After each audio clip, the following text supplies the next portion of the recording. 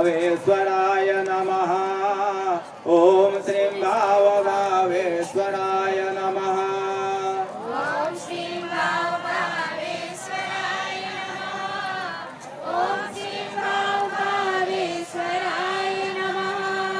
ॐ श्रीं भावभावेश्वराय नमः ॐ श्रीं भावभावेश्वराय नमः ॐ श्रीं भावभावेश्वराय नमः ॐ श्रीं भावभावेश्वराय नमः ॐ श्रीं भावभावेश्वराय नमः ॐ श्रीं भावभावेश्वराय नमः ॐ श्रीं भावभावेश्वराय नमः ॐ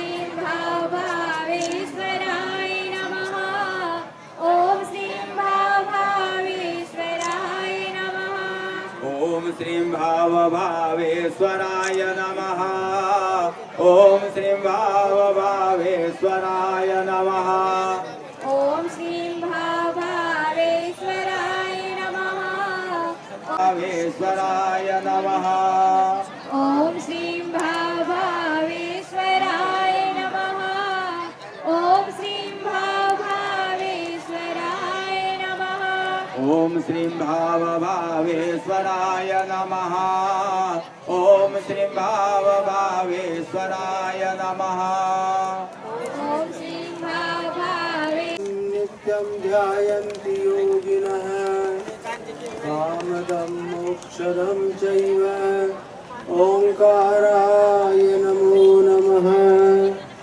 ॐ नमः शिवाय ॐ नमः शिवाय ॐ नमः शिवाय ॐ नमः शिवाय ॐ नमः शिवाय ॐ नमः शिवाय ॐ नमः शिवाय ॐ नमः शिवाय नमन्ति ऋषयो देवा नमन्त्यप्सरसां गणा नरा नमन्ति देवेशं नकाराय नमो नमः ॐ नमः शिवाय ॐ नमः शिवाय ॐ नमः शिवाय ॐ नमः शिवाय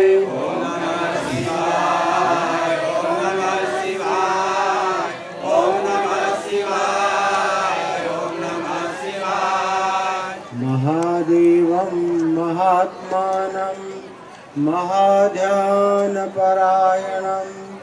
महापापहरं देवं मकाराय नमो नमः ॐ नमः शिवाय ॐ नमः शिवाय ॐ नमः शिवाय ॐ नमः शिवाय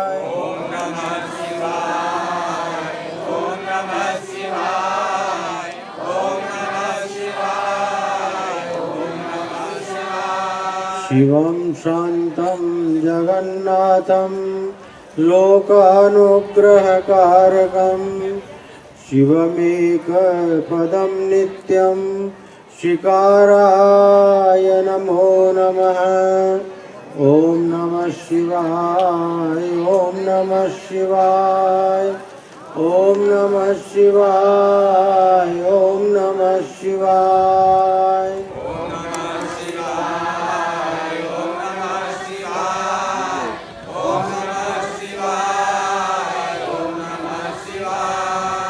वाहनं वृषभो यस्य वासुकी कण्ठभूषणं वामे शक्तिधरं देवं वकाराय नमो नमः ॐ नमः शिवाय ॐ नमः शिवाय ॐ नमः शिवाय ॐ नमः शिवाय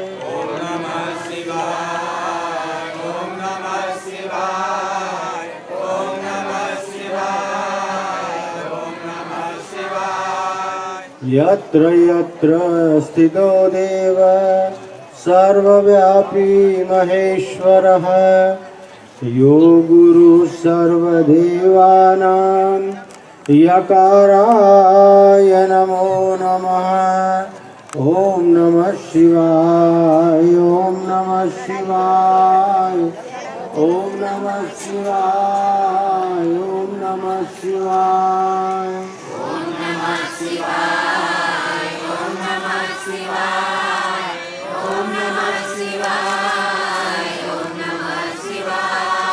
षडक्षरमिदं पुण्यं यः पठेत् शिवसन्निधौ शिवलोकमवाप्नोति, शिवेन सह मोदते। ओम नमः शिवाय, ओम नमः शिवाय, ओम नमः शिवाय, ओम नमः शिवाय।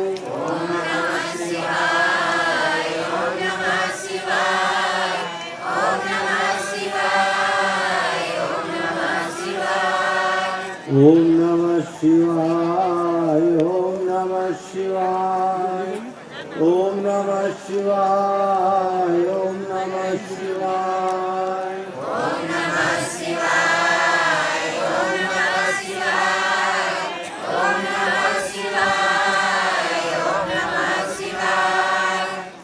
पार्थिवेश्वर चिंतामणि महादेव की, भाव भावेश्वर महादेव की, भगवती पीताम्बरा मात की, ब्रह्मलीन श्री सद्गुरुदेव स्वामी अखंडानंद जी महाराज की। ओम नमः पार्वती पतये हर हर।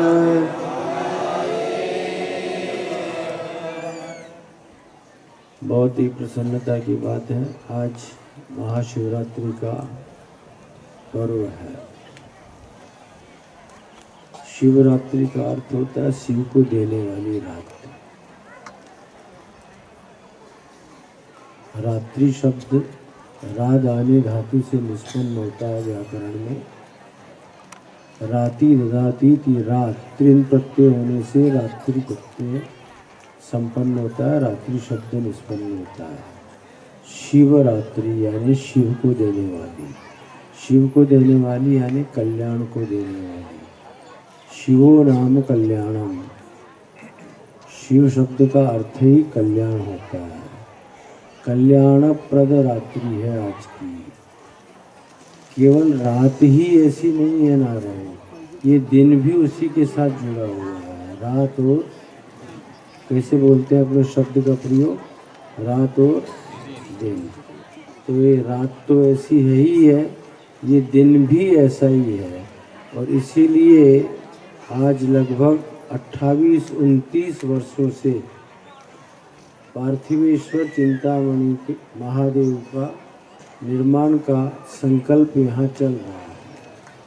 शुरुआत में अपने लोगों का संकल्प बड़ा था, इसलिए 5 दिन में कोटि लिंगार्चन हम लोग किया करते थे। वो 11 वर्ष तक के लिए मेरा संकल्प था। उसके बाद में फिर जितने हो जाएं उतने, बाद में मन में आया कि अब बंद करो, बहुत हो गया। लेकिन तुम लोग नहीं मानते हो। कल भी मैंने कहा बंद करो, हमारी तबीयत का भी ठिकाना नहीं रहता है, क्या पता बाबा जी एक आध दिन में चले ही जाएं। तो इसलिए अभी आज भी बिल्कुल ठीक नहीं थे और आ गए थे। तो अभी हमने कहा जितनी दुकान हमने लगाई है हमारे सामने समेट लेंगे। ऐसे समेटने की क्रिया हम करना चाह रहे हैं, लेकिन भक्त लोग नहीं मानते। तो करो, अच्छा काम करने के लिए तो मैं कभी मना करूँगा ही नहीं, ये तो मेरी प्रेरणा ही है। और खुशी की बात ये है, देखो ये भाई साहब ऐसे तो कभी दर्शन नहीं देते हैं, लेकिन समझ गए ना किसके लिए बोल रहा हूँ मैं। लेकिन शिवरात्रि के दिन जरूर पधारते हैं, चलते हैं। इसलिए हम उठ के आए, तब तक ये 9-11 हो गए थे, लेकिन हमारी आवाज़ सुन के ही आ गए।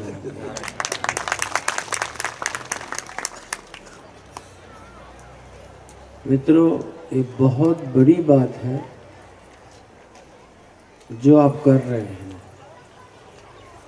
बहुत सारे लोगों को ये मालूम भी नहीं होता है कि आप जो कर रहे हैं इसका फल क्या मिलने वाला है। तुम गुरु आज्ञा का पालन करते हुए बैठ जाते हो आकर, ગુરુજીએ શરૂ કર્યું છે, આપણે ચાલવાનું છે, પરંતુ એનું જે ફળ મળવાનું છે તમને એને મળી રહ્યો છે એની તમે કલ્પના નથી કરી શકતા, કારણ કે એ શૈવ તંત્ર છે અને શુદ્ધ સાત્વિક તંત્ર છે અને એનું ફળ બહુ જ મોટું છે, બહુ જ મોટું છે। ઓમ નમઃ શિવાય આ જે મહામંત્ર છે એ બોલતા બોલતા આપ શિવલિંગો બનાવો છો। ઓમ નમઃ શિવાય મંત્રનો અર્થ સ્વયં પોતે વેદવ્યાસજીએ જ કર્યું છે। હમણાં જે મેં શ્લોકો બોલ્યા તમારી સામે અને તમારા પાસે બોલાવવાનો પ્રયત્ન કર્યો એ ભગવાન વેદવ્યાસે પોતે વ્યાખ્યા કરી છે ઓમ નમઃ શિવાય મંત્રની। ओंकार बिंदु संयुक्तम, बोलो नित्यं ध्यायन्ति योगिनः कामदं मोक्षदं चैव ओंकाराय नमो नमः। ओम नमः शिवाय। પહેલો અક્ષર કયો? ઓમ। આ ઓમની વ્યાખ્યા પોતે વેદવ્યાસ મહારાજે કરી છે અને કહી રહ્યા છે એમાં ઓંકાર બિંદુ સંયુક્તમ। આ જે ઓમ છે એમાં અકાર ઉકાર મકાર અને ઉપર છે બિંદુ। એનો અર્થ એમ સમજી શકો છો તમે નાદ અને બિંદુનો સંયોગ છે। ઓમ બોલો। આ જે ઓંકારનું ઉચ્ચારણ કર્યું તમે આ નાદ થઈ ગયો અને મેં જો એમાં બોલવામાં આવ્યું આ બિંદુ છે। ઓંકારમાં અકાર ઉકાર મકારમાં બ્રહ્મા વિષ્ણુ મહેશ, સતોગુણ રજોગુણ और તમોગુણ આ ત્રણેયનું સંવેદ સ્વરૂપ અને એમાં ઉપર જે બિંદુ લાગી છે આ બિંદુ બ્રહ્મનું સ્વરૂપ છે। માંડુક્ય ઉપનિષદમાં માંડુક્ય કારિકામાં એની બહુ જ સુંદર વ્યાખ્યા થઈ છે। એટલે આ ઓંકાર જે છે સગુણ પણ છે અને નિર્ગુણ પણ છે। સગુણ સ્વરૂપમાં અકાર ઉકાર અને મકાર। અકારો વૈ વાસુદેવ અથવા અકારો વૈ બ્રહ્મા, ઉકારો વૈ વિષ્ણુ, મકારો વૈ મહેશ્વર। અકાર એ જ બ્રહ્મા છે, ઉકાર એ જ વિષ્ણુ છે અને મકાર એ જ મહેશ્વર છે, શિવ છે। અને આ જે બિંદુ લાગેલી છે ઉપર અર્ધચંદ્રાકાર એ બ્રહ્મ છે, સાક્ષાત બ્રહ્મ છે। એટલે નાદ અને બિંદુ આ બંનેનું સ્વરૂપ છે ઓંકાર, જે સૃષ્ટિનું મૂળ કારણ છે, સૃષ્ટિનું મૂળ કારણ છે। ઓંકાર બિંદુ સંયુક્તમ।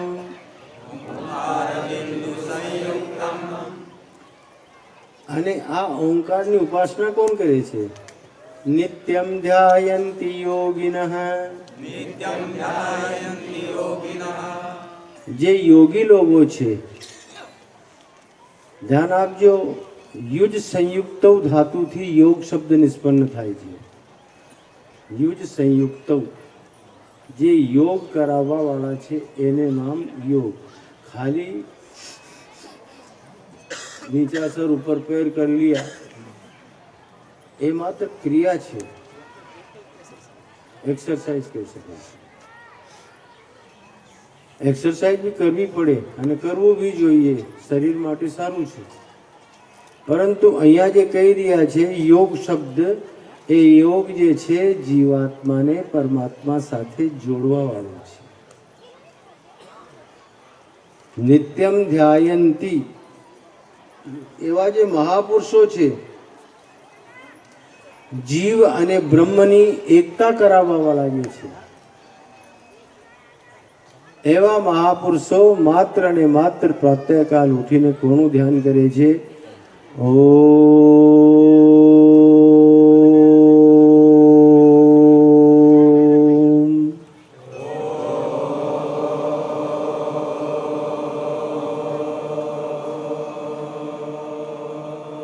અને મિત્રો ફાયદો કોને થાય?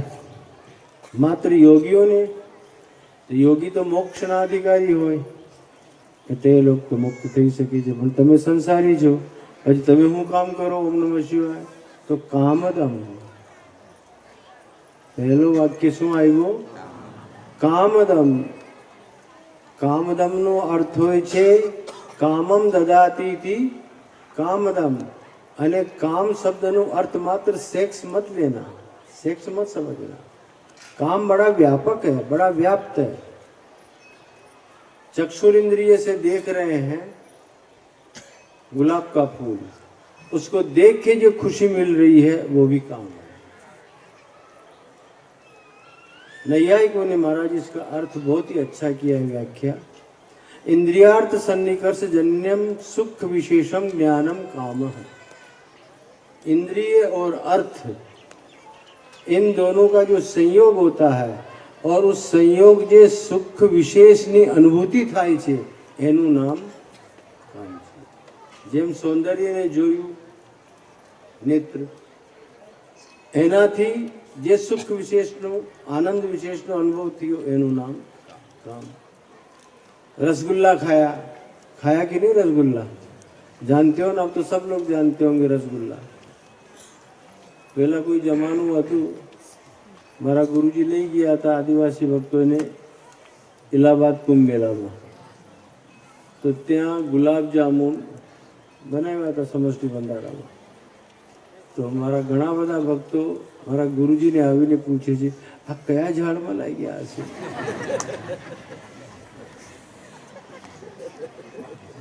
ફેક્ટ છે બિલકુલ.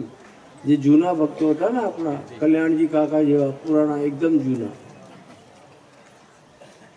સમજ્યા કયા ઝાડનું પણ છે? તો ગુરુજીએ કીધું ભાઈ ઝાડનું નથી, આ મીઠાઈ છે. પણ આજકાલ તો તમને ખબર હોય ને રસગુલ્લા. અચ્છા ખબર હોય તો બોલો કેવા હોય રસગુલ્લા? अच्छा राजभोग खाया? बोलो. किसने बोला? तुमने बोला. तुम खा सकते हो, तुम लोग खा सकते हो. मैं मेरे भक्त आदिवासियों से पूछ रहा हूँ. आपके 60वें जन्मदिन पर बम्बई में बहुत लोग हैं, इसमें से बहुत सारे लोग थे, सब खाए. अब याद हो तो बात जल्दी से भाई. चमचम खाई? नहीं खाया? આ બધી બંગાળી સ્વીટ છે, બંગાળી સ્વીટ બહુ સારી એવી છે. નહીં ખાઈ. આપણે ત્યાં ચમચમ બનાવવી જ નથી. આટલી લાંબી લાંબી હોય, मावा की होती है, बहुत फर्स्ट क्लास है. एटम बम खाया? एक मिठाई का नाम है एटम बम. अच्छा चलो जो भी है. रसनेन्द्रिय और उसका विषय रस, जो भी अपने खाते हैं उससे जो आनंद विशेष का अनुभव होता है उसका नाम है काम. श्रवणेन्द्रिय,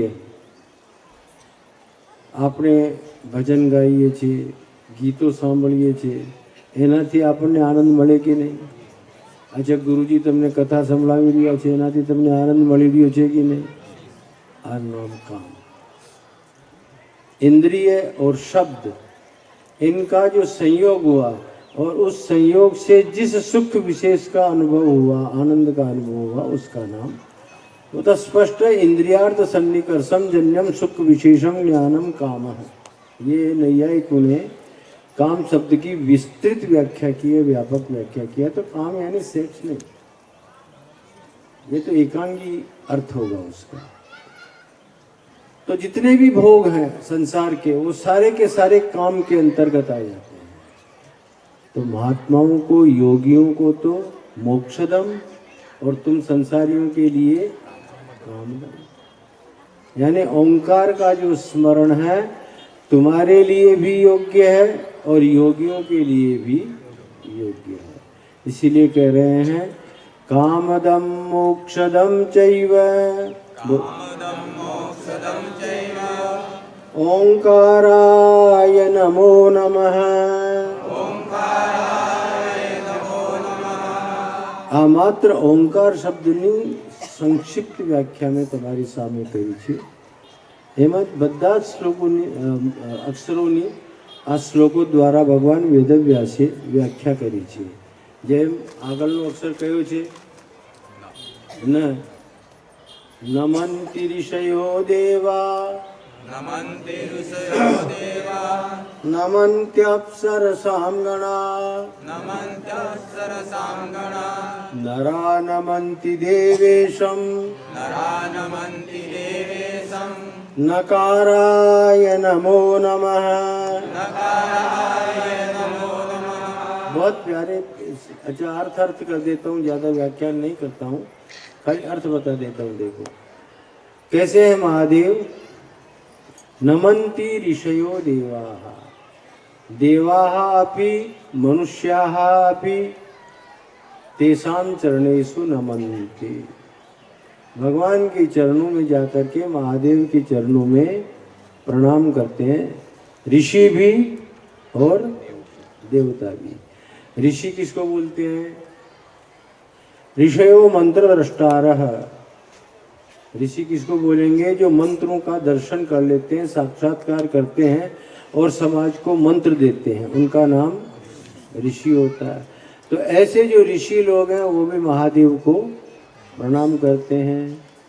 नमन्ति ऋषयो और देवा, देवता भी.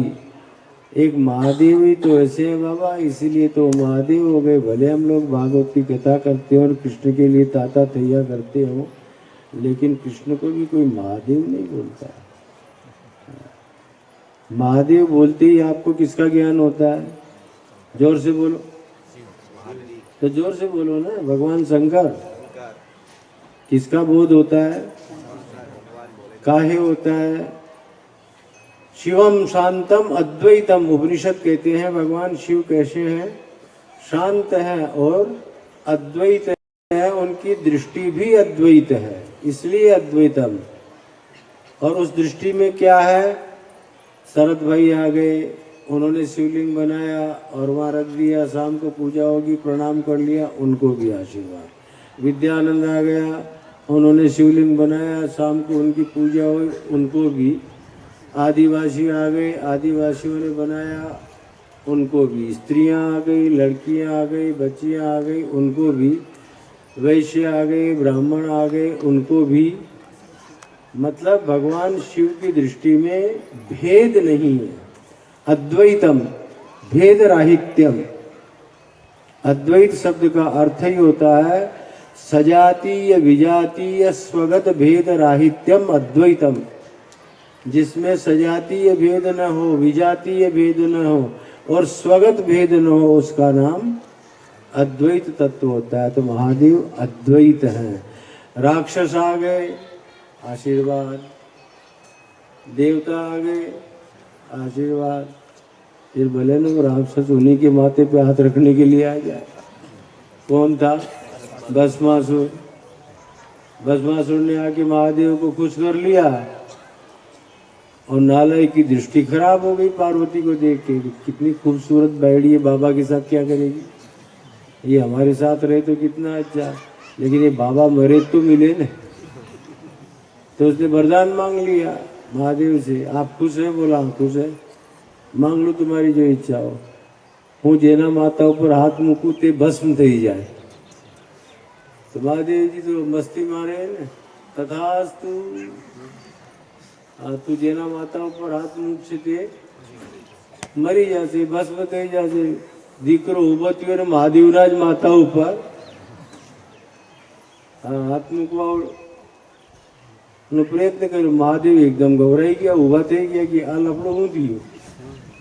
ये एक्सपेरिमेंट मेरे ऊपर कर रहा है. तो महादेव तो दौड़वा लाई गया. अरे दौड़ता दौड़ता जा रहा था. तो भगवान नारायण ने हॉटलाइन की बात करी कि आ मुसीबत पाछળ पड़ी गई है. भगवान नारायण ने कहा कि थोड़ा आँख खोल के और फिर देखा तो करो किसको दे रहे हो. ऐसे ही मस्ती में दे देते हो वरदान. कोई बात नहीं, आता हूँ. महादेव के पास आ गए नारायण, बहुत बढ़िया स्वरूप धारण करके वटुक ब्रह्मचारी का. अब नारायण जी वहाँ पहुंचे, कहीं कहीं ऐसा भी आता है स्त्री का रूप लिया, लेकिन कहीं बटु ब्रह्मचारी, दोनों बात आती है, लेकिन आकर्षण तो भगवान में होता ही है ना। अरे भाई कहाँ भाग रहा है तू? नारायण ने किससे कहा? भस्मासुर से। तो क्या भाग नासी जाए, कहाँ दौड़ रहा है? बोला महादेव के पीछे दौड़ रहा हूँ। बोला काहे दौड़ रहा है भाई? बोला मैं देखना चाहता हूँ कि उनके माथे पे हाथ रखूँ तो भस्म हो जाए। बोला थोक, पहले हमारे साथ डांस कर तो तने अनुभव थશે। बोला तारी સાથે डांस करवाती શું फायदो?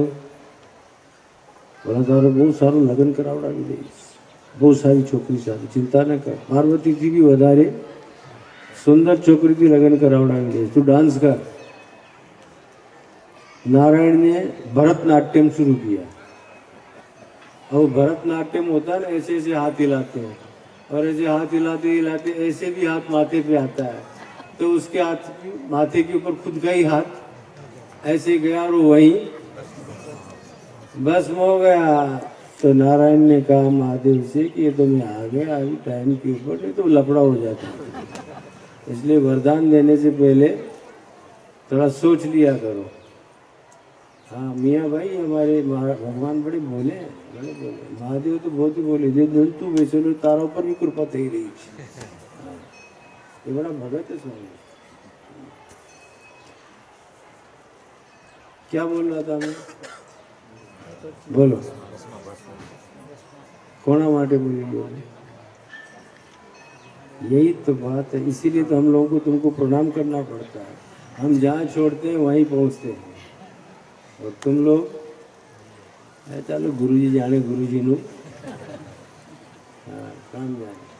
महादेव राक्षसों पर भी कृपा करते हैं, वरदान देते हैं, देवताओं को भी वरदान और मनुष्यों को भी वरदान, क्योंकि अद्वैत दृष्टि है उनकी, अद्वैत भेद रहित है, भेदभाव शून्य है।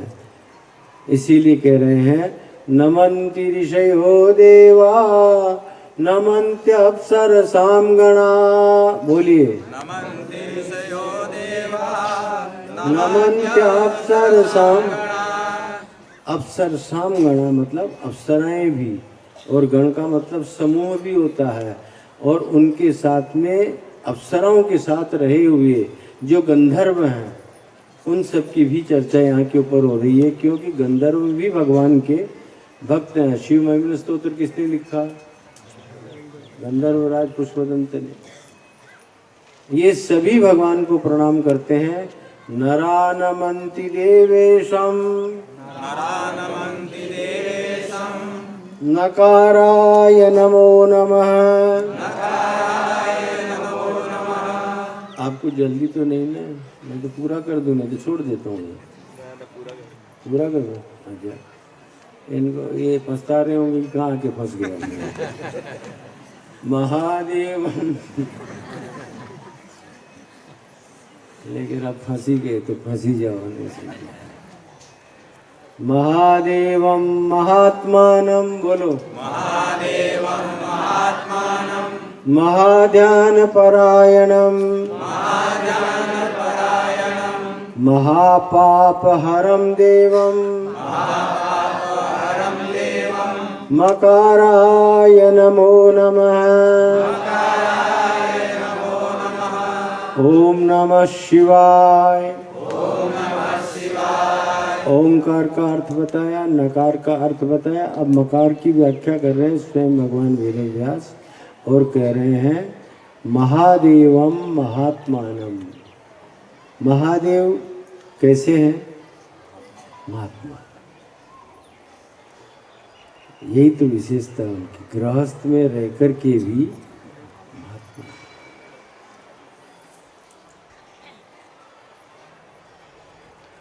और आप देखिए उनको, उनके साथ में जो बंदा रहता है उस पर हाथ रखे होते हैं, क्या बोलते हैं इसको? घोड़ी। घोड़ी घोड़ी मेरे पास भी एक घोड़ी पड़ी हुई है। हम महात्माओं को घोड़ी इसलिए रखना पड़ता है क्योंकि खुद घोड़ी पे नहीं चढ़े होते हैं, घोड़ी रखना पड़ता है।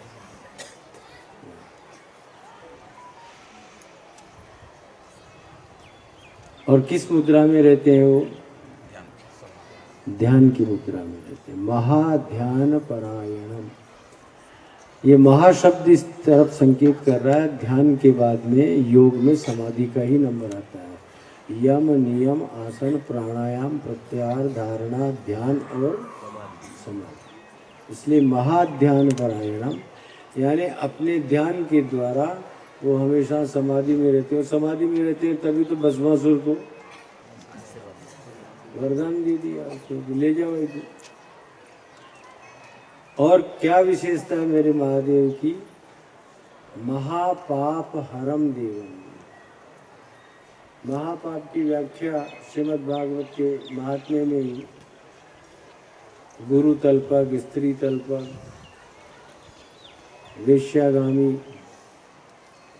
पंचोग्र महापाप कहलाते हैं। पंचोग्र महापाप, 5 प्रकार के महापाप कहलाते हैं, जो गुरु पत्नी के साथ में, ब्राह्मण पत्नी के साथ में, सासू के साथ में, ऐसे पापी लोग। अब इनका नाम लेना पड़ता है क्योंकि बताना पड़ता है कि ये सब पाप करने वाले लोग हैं।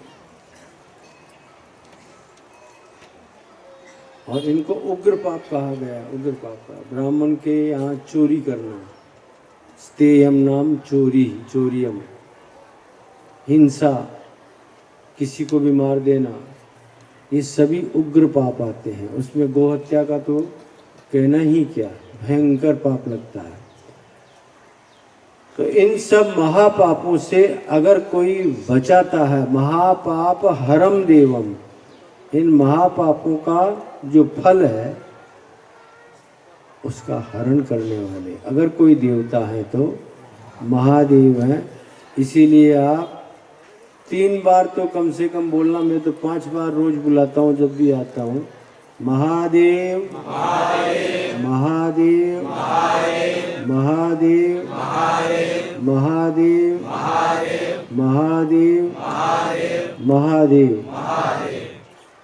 महाराज एक श्लोक है, महादेव महादेव महादेवेति यो वदेत एकेन लभते मुक्तिम द्वाभ्याम शंभुर भवेत ऋणी। अगर कोई व्यक्ति 3 बार महादेव महादेव महादेव बोलता है तो एक महादेव तो तुम्हारे को बंधन से मुक्त करता है। फिर बचे हुए 2 महादेव क्या करते हैं? बंधन से मुक्त होने का मतलब ये नहीं है कि तुम महादेव बोलो और गोविंद आए मर गए, ऐसा तो होता नहीं है। शरीर तो रहता है और जब तक शरीर रहेगा प्रारब्ध रहेगा, प्रारब्ध रहेगा वो बिना भोगे क्षय नहीं होगा। उसके लिए भोग पदार्थ भी चाहिए, तो उन भोग पदार्थों की आपूर्ति महादेव करते हैं। बहुत ही अच्छी बात है। दूसरा महादेव क्या करेगा? तुम्हारे को भोग सामग्री की आपूर्ति। आपूर्ति समझते हो क्या बोलते हैं? व्यवस्था, व्यवस्था देता है, उपलब्ध करवाता है। और तीसरा महादेव क्या करता है? मान लो तुमको 100 का नोट मिल गया, अब तो 2000 का तो गया, तो 500 तक जा सकता हूँ ज़्यादा से ज़्यादा। तो 500 का नोट मिल गया और लेकर के तुम यहाँ से निकले और कहीं गिर गया तो आनंद आएगा कि दुख होगा? तो मिला नहीं मिला बराबर हो जाएगा, नहीं ऐसा लगेगा नहीं यार मिला था और चले गया, दुख होगा। तो तीसरा महादेव क्या करेगा? उस मिले हुए नोट की रक्षा करेगा। प्राप्त वस्तु का संरक्षण, अप्राप्त वस्तु का संयोग, प्राप्त वस्तु का संरक्षण, ये तीसरा महादेव करेगा। इसलिए 3 बार घर से निकलो और दाहिना पैर बाहर निकालना और बोलना राइट पैर है, दाहिना समझते हो, जमनू पग